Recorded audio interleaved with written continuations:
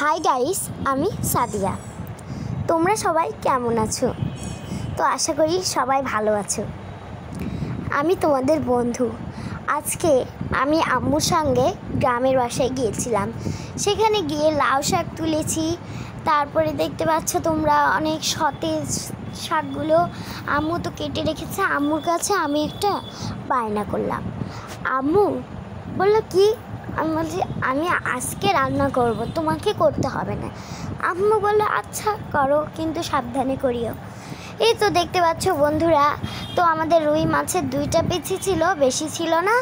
তাই আমি এগুলো প্রথমে কেটে নিলাম। তারপরে তো শাকগুলো ধুয়ে নিয়েছি জীবাণুমুক্ত করার জন্য। শাকগুলো ছেঁকে দিয়ে দিলাম। তারপরে এখন একই রকম করে আলু কেটে নিয়ে ধুয়ে নিয়েছি, সেগুলো জীবাণুমুক্ত করার জন্য। এই তো দেখো দিয়ে দিচ্ছি। আলু দিলে চিকন চিকন করে দিলেই বেশি স্বাদ মনে হয় আমার কাছে, কার কাছে জানি না, কিন্তু আমার কাছে। তারপরে আমি আদা বাটা, রসুন বাটা এবং জিরা বাটা দিয়ে দিলাম। তারপরে আমার ইচ্ছে মতন দিয়ে দিলাম হলুদের গুঁড়ো। তোমরা চাইলে তোমাদের ইচ্ছে মতো দিতে পারো। তারপরে আমি দিয়ে দিলাম পেঁয়াজ কুচি দিব। এই তো দেখতে পাচ্ছ আমি কুচি করে রেখেছিলাম, পেঁয়াজ কুচি দিয়ে দিলাম পরিমাণ মতো। তারপরে দিয়ে দিব কাঁচা ঝাল। এই তো দেখো কেটে রেখেছিলাম, দিয়ে দিলাম, দেখতে পাচ্ছ।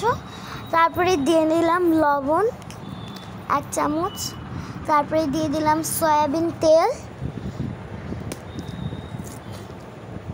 এরপর আমি চুলায় বসিয়ে দিলাম, গ্যাসটা জ্বালিয়ে দিলাম।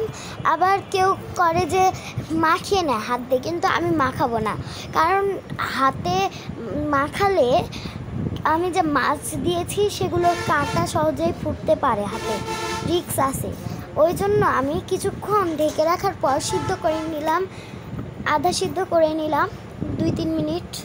তারপরে এই তো দেখো নাড়া দিচ্ছি, এভাবে নাড়াচাড়া করছি।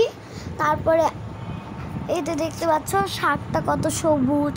সবুজ না হলে কিন্তু স্বাদ হয় না শাকের, আমার কাছে ভালো লাগে না। আবার ঢাকিয়ে নিলাম। তারপরে দেখছো শাক প্রায় হয়ে এসেছে।